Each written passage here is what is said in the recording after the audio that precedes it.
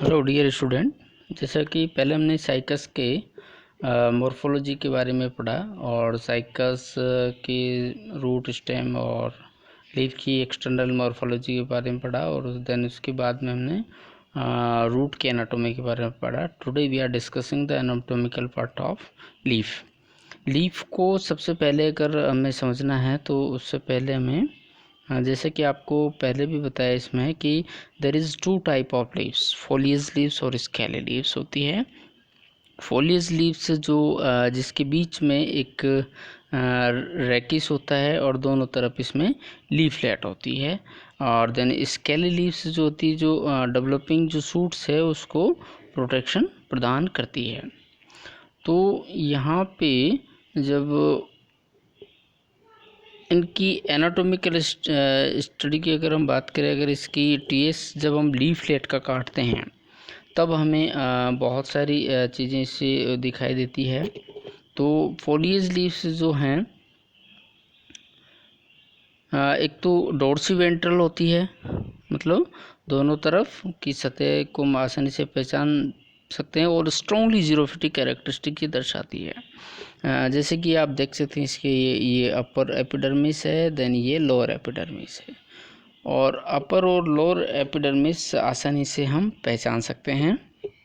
और जब इसका हम टीएस काटते हैं लीफलेट का, this is the TS of the leaflet, तो वहाँ पे ये thick walled highly cutinised epidermis होती है सबसे बाहर की तरफ, बहुत क्यूटिकल की थी फ्लेयर होती है। Upper epidermis is continuous by lower epidermis is interrupted by stomatas. जैसे आप देख सकते हैं यहाँ पे ये अपर एपिडर्मिस है और ये लोअर एपिडर्मिस है। तो स्ट्रोमेटा सिर्फ लोअर एपिडर्मिस में ही पाए जाते हैं, और जो स्ट्रोमेटा है वो हैप्लोचिलिक प्रकार के होते हैं, दैट इज़ इम्पोर्टेंट। एक तो जिम्नोस्पर्म में दो प्रकार के स्ट्रोमेटाज को हम रिकॉग्नाइज करते हैं, हैप्लोचिलिक और सिंडेटोचिलिक।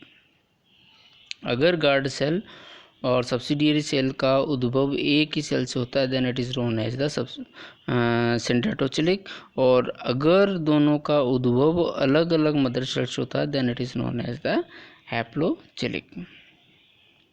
तो इसमें बिल्कुल बहुत ही सघन स्ट्रोमेटाज पाए जाते हैं, जैसे कि यहाँ पर आप देख सकते हैं, और दो गार्ड सेल्स होती है और उस दो गार्ड सेल्स के चारों तरफ 8 से 10 सब्सिडियरी सेल्स उसमें एक रिंग अरेंज करती है।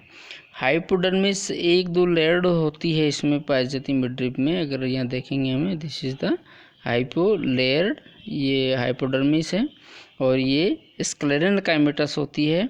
और उसके बाद में अगर हम देखेंगे तो इसमें the hypodermal cells are thick walled highly lignified होती है। The mesophyll are differentiated into palisade और स्पंजी पेरेन्काइमा। ये पैलिसेड सेल्स हैं जो इलोंगेटेड सेल्स होती है, और नीचे जो ये राउंड राउंड है ये स्पंजी मीजोफिल्स है।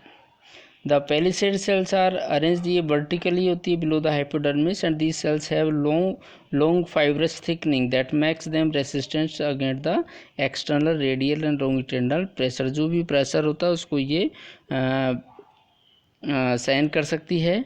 और जो लोअर मीजोफिल स्पंजी पेरेन्काइमेटस सेल्स होती है उसमें बहुत सारे एक तो इंटरसेलुलर स्पेसीज पाए जाते हैं। देन उसके बाद में डिस्कशन कर रहे हैं इसकी जो स्टील रीजन है, जो वैस्कुलर बंडल हैं वो डिप्लोजैलिक इन नेचर होते हैं, made up of broad triangular centrifugal exarch metaxylem होता है, और दो small patches of centrifugal endarch primary xylem होता है।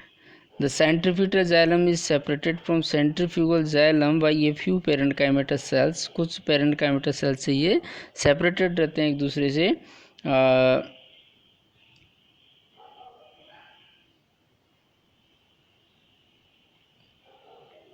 इसको हम ट्रांसफ्यूजन टिश्यूज़ कहते हैं जिसको। इसके अलावा कुछ ये एसेसरीज, ये जो लाइन नज़र आती है सेल्स की बिल्कुल मिडल में, तो इसको हम एसेसरीज ट्रांसफ्यूजन टिश्यूज़ कहते हैं जो कोने तक जाते हैं। इसके अलावा जब हम इसकी रैकिस की ये हो गया, तो इसमें अगर हम देखेंगे इसमें, तो अगर जीरोफिटिक कैरेक्टरिस्टिक अगर आप देखेंगे तो अपर एपिडर्मिस, अपर एपिडर्मिस के नीचे एक तो स्क्लेरेनकाइमेटस हाइपोडर्मिस पाई जाती है। देन उसके बाद में जो स्ट्रोमेटाज होते हैं और जो एपिडर्मिस दोनों साइड की होती है, इसमें बहुत थिक क्यूटिकल की लेयर पाई जाती है। और थर्ड जो इम्पोर्टेंट कैरेक्टर है जीरोफिटिक कैरेक्टर, वो है स्ट्रोमेटा। बहुत ही सकन स्ट्रोमेटाज पाए जाते हैं ताकि वाटर का जो इवेपोरेशन है वो बहुत से कम हो। इसके अलावा जैसे हम इसके अगर हम रेकिस की हम बात करते हैं, तो रेकिस में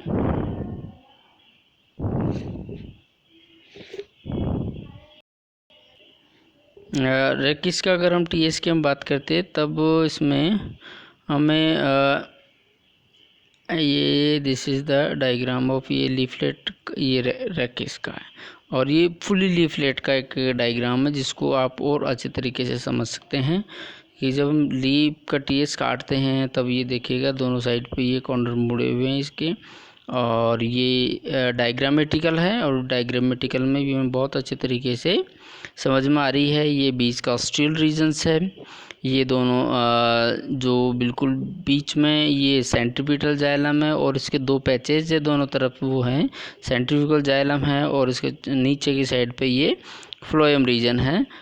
देन उसके बाद में ये पूरा बंडल चित पूरे वेस्कुलर बंडल को कवर्ड किए रहते हैं। अपर जो मिडरिव रीजन है वो थोड़ा बल्बस रहता है, और ये जो दोनों साइड पे जा कर के थोड़ा सा कर्ली ये रहती है। और ये इसका this is another TS of this same leaflet, और इसमें बहुत सारी चीज़ें हमें क्लियरली दिखाई देती है। कैम्बियम होती है, इनएक्टिव कैम्बियम होती है, सेकेंडरी ग्रोथ नहीं होती है इसमें। ये रेकिस की अगर हम बात करें तो इसमें एक तो जो आउटलाइन है जनरली सर्कुलर आउटलाइन बनाते हैं, और इसमें जो टिपिकल जो इसका आइडेंटिफिकेशन कैरेक्टर है वो है कि इसमें जो वैस्कुलर बंडल्स होते हैं वो ओमेगा सेप्ट में इन्वर्टेड ओमा के रूप में ये हमें ये अरेंज रहते हैं बिल्कुल इसमें रेकिस में। इसमें थोड़े से एक सही नहीं है, बाकी ये बिल्कुल एक ओमेगा सेप्ट ये बनाते हैं। और इसमें भी सेकेंड स्ट्रोमेटाज पाए जाते हैं, ये भी फोटोसिंथेसिस का काम करती है। और इसमें भी जो हाइपोडर्मिस है वो स्क्लेरेनकाइमेटस पाई जाती है। जैसे अगर इसका एक छोटे से पार्ट का दिस इज आउटलाइन, और ये अगर इसका देखेंगे यहाँ पे तो हमें ये ऊपर क्यूटिकल है, देन अपर एपिडर्मिस है, देन क्लोरेनकाइमा, देन स्क्लेरेनकाइमेटस हाइपोडर्मिस है। ये बहुत ही बड़ा रीजन्स होता है। देन उसके बाद में कॉर्टेक्स टिश्यू या ग्राउंड टिश्यूज होते हैं, और उसमें म्यूसिनेजियस डक्ट होती है।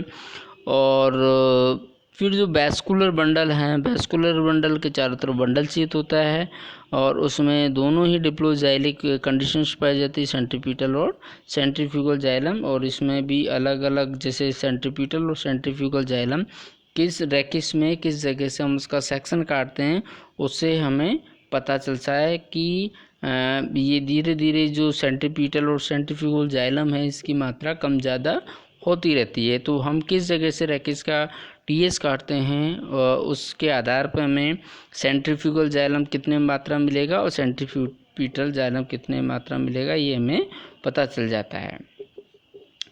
तो साइकस तो इसमें जो मेन जो कैरेक्टर है वो हमें जो याद रखना है, एक तो इसमें जो वैस्कुलर बंडल हैं पूरे जो रेकिस है उसमें ये इन्वर्टेड ग्रीक लेटर या ओमेगा लेटर की तरह ये हमें नज़र आता है। और जो इसमें जो वैस्कुलर बंडल पाए जाते हैं वो कैसे होते हैं, कंजोइट होते हैं, कोलेटर होते हैं, ओपन होते हैं, वियरिंग बोथ सेंट्रीफ्यूगल और सेंट्रीपिटल जाइलम जैसा भी फैला है। तो ये डिप्लोजाइलिक कंडीशंस इसमें पाई जाती है। नेक्स्ट वीडियो में we will discuss about the anatomy of stem.